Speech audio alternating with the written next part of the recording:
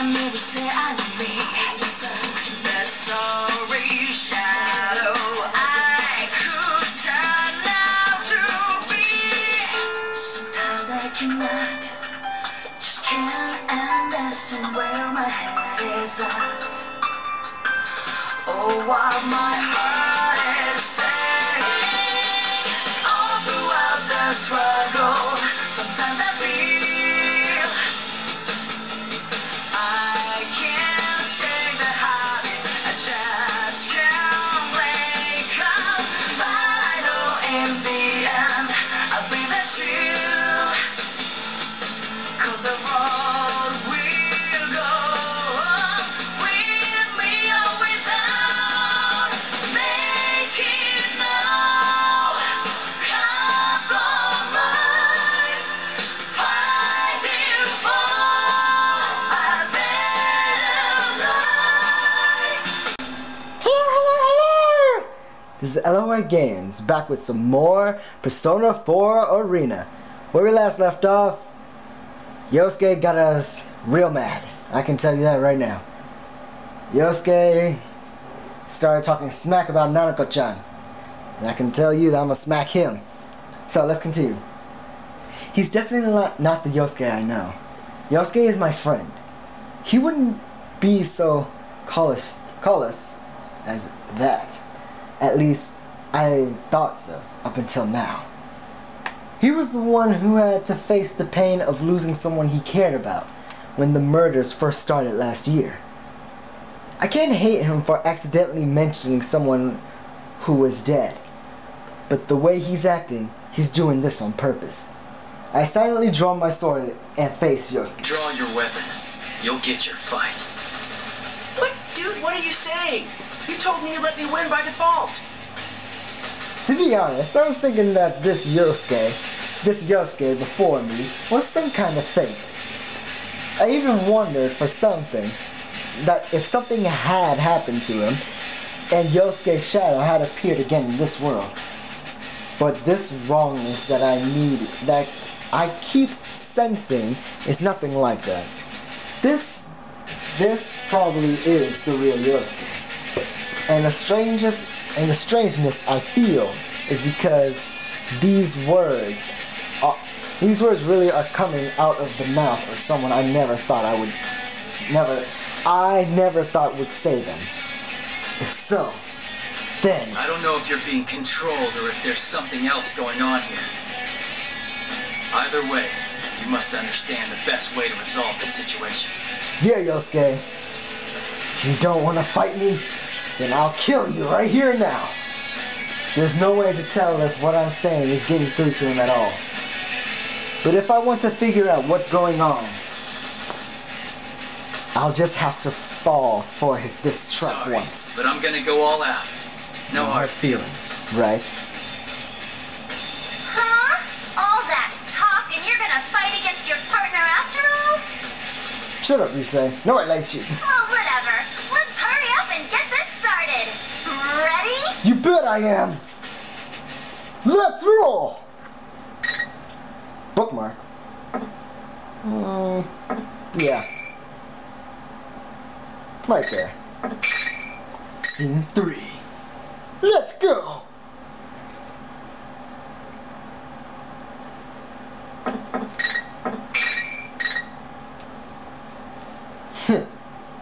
Exact.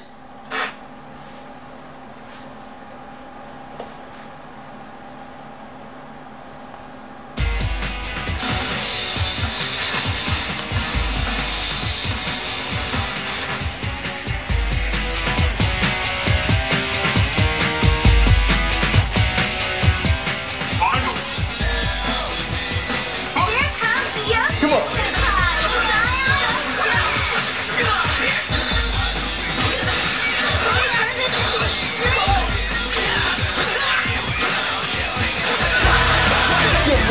Get wrecked, son. Get wrecked. Get wrecked, son.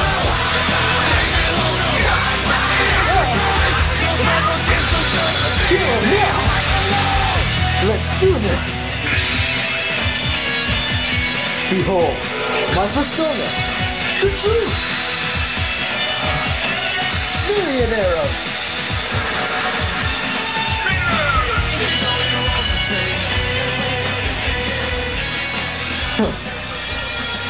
I'll bark, no bite, Yosuke. Come on. Come on. You gotta do better than that.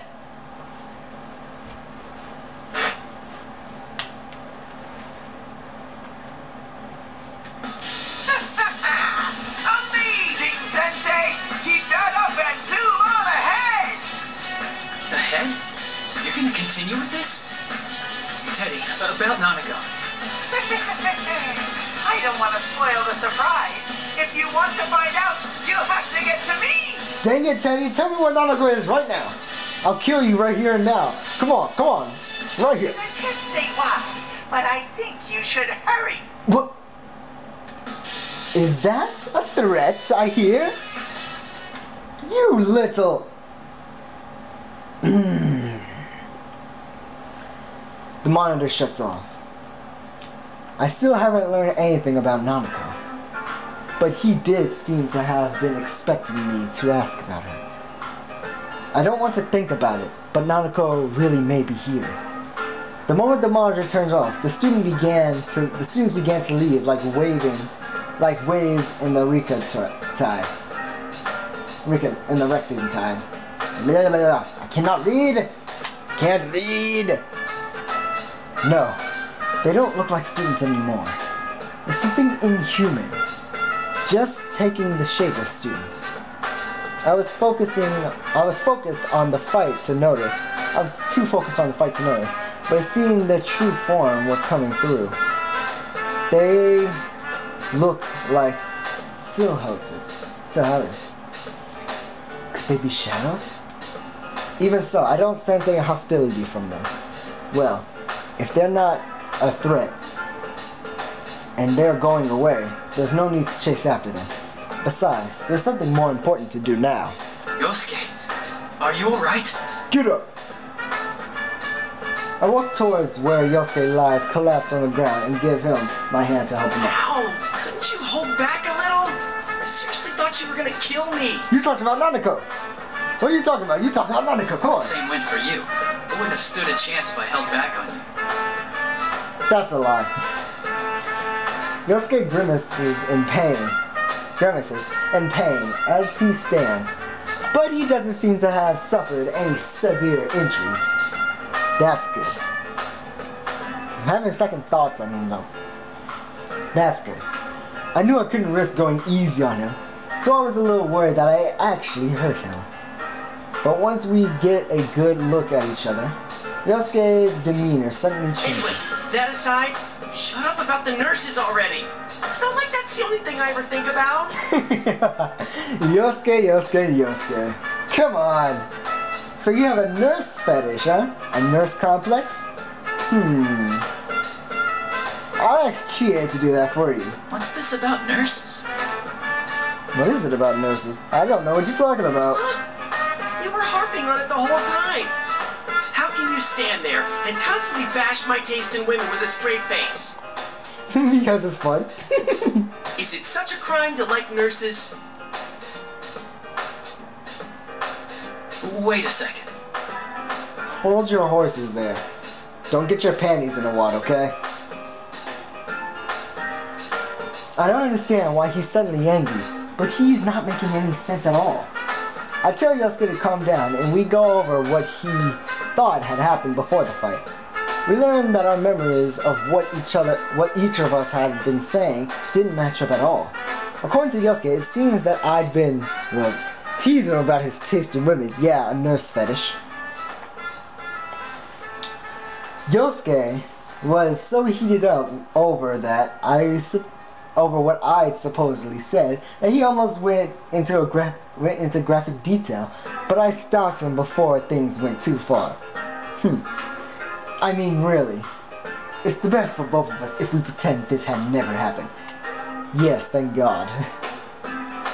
But thanks to our conversation after the battle, I've come to realize something.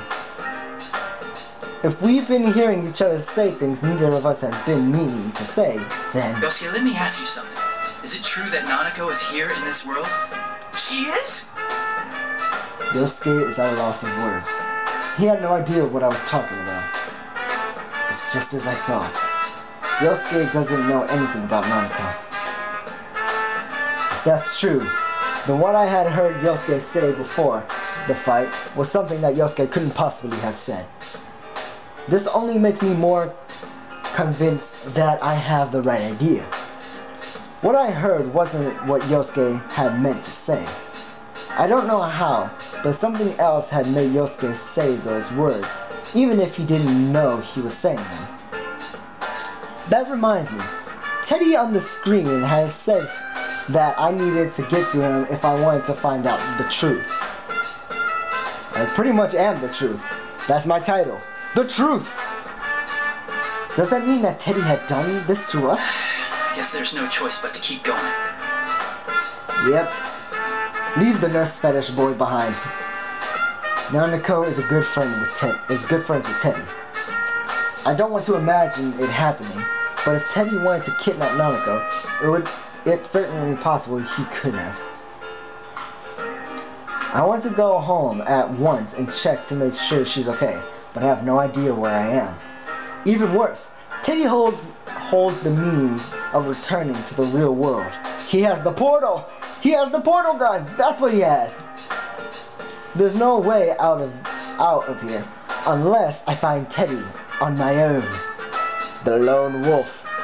The lone wolf. You, Narukami. And he will be able to fight everyone and win, no matter what. Taking off? Of course, you fetish. Yeah. Well, be careful. Thank you. I think I deserve that at least. Be careful. I'm not worried about you. Do your best. I sense a lot of emotions behind those words. Yes. Yes. I know that now I'm hearing the real Yosuke. I take Yosuke's cheering me on to the heart and leave the music room with my super swagalicious clothing. Teddy has said that only the winner could go on in this tournament. I don't know exactly what that means, but it's probably not a lie. Yosuke understands that as well. That's why he's trusting me to sort it all out and let me go without much talk. He's frustrated that he can't help out though. Huh, I bet he would be. I could just be jumping to conclusions there. After all, Teddy did say that was the rule, but we don't have any proof either way. Well, I might as well see what he meant by that. I stopped walking and turned back to Yosuke. One last thing about those nurses. Quit it already! Are you out of your mind again? What are you talking about, Yosuke? Yosuke turns bright red and rushes towards me, smiling wildly in an attempt to stop me from finishing. Come on, Yosuke, you're so easy to pick on. And...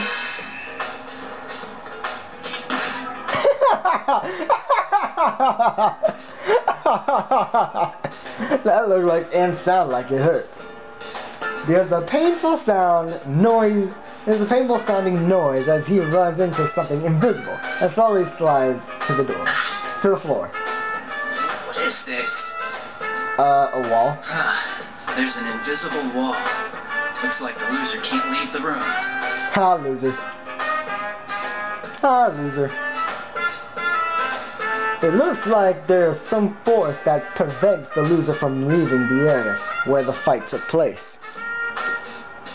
It's likely that every time one of these battles happen here, the winner will get sorted out this way.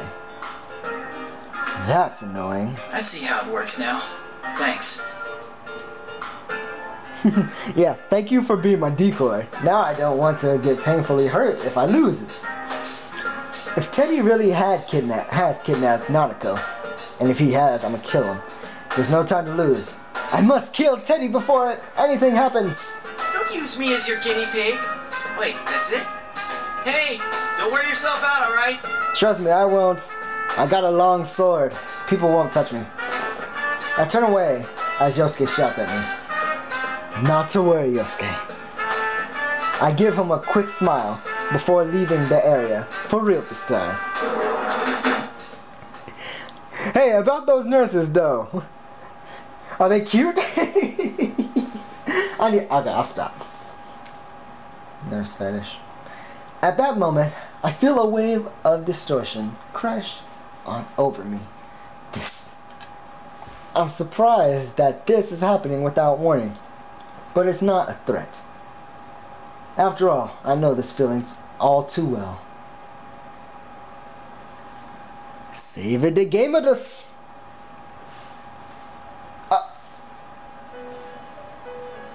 This music. Welcome to the Velvet Room. Hey! Everyone's favorite character, Margaret. Hey, what's up, girl? How have you been? I have been leaving the music room, but now I'm sitting in the Velvet Room for some reason. Margaret greets me with her usual smile. This room truly is mysterious. But why would she summon me like this? Margaret sees my suspicions, my suspicious expression speaks Things up. have only just begun, and yet you already seem tired. What are you talking about? I'm full of energy to go at anything. The misfortune that has befallen you can be thought of as a sort of trial. Trial? Like Trials Evolution? A trial? Trials Evolution? I want to know the details behind her words, but I know that she won't answer me even if I ask. The inhabitants of the Velvet Room never reveal anything. That's a pain. That's because they can only watch over the choices their guests make. Margaret's smile broadens when she sees that I don't intend to ask anything. Indeed. I am an observer on your journey. I would do nothing so thoughtless as to force you to make choices.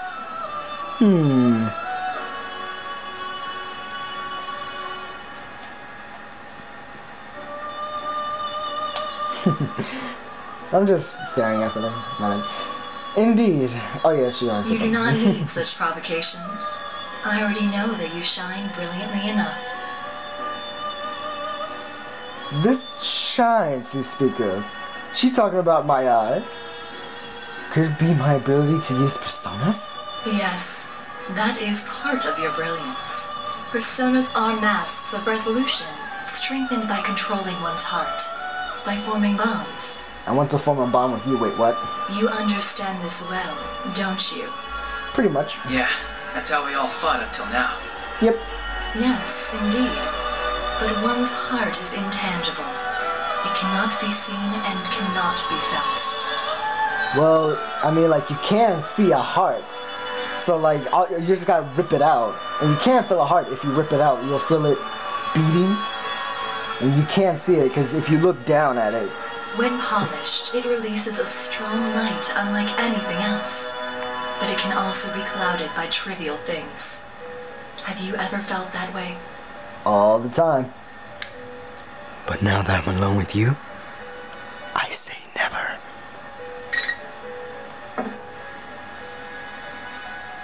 You may be more conscious of that fact than most, because you hold the power of the wild card. I thought I held the Fool card. The Fool Arcana card.